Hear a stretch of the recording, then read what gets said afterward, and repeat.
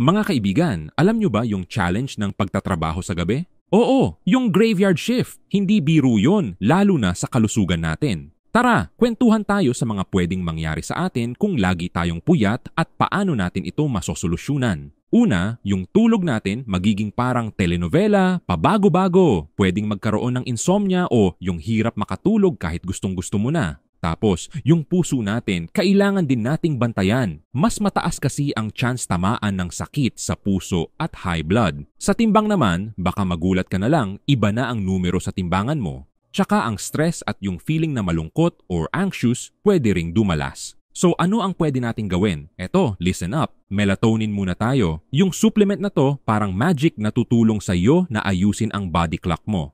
Vitamin D guys, dahil madalas tayo sa loob ng office o kwarto at gabi nagtatrabaho, kulang tayo sa sikat ng araw. Kaya pwede natin itry ang vitamin D supplements. B vitamins, para naman sa extra energy at para maging okay ang mood natin. Omega-3 naman para sa puso, hindi lang sa isda ito ha, may supplements din. Mag-healthy eating rin tayo. Prutas, gulay, yung mga whole grains at lean meats isama natin sa diet.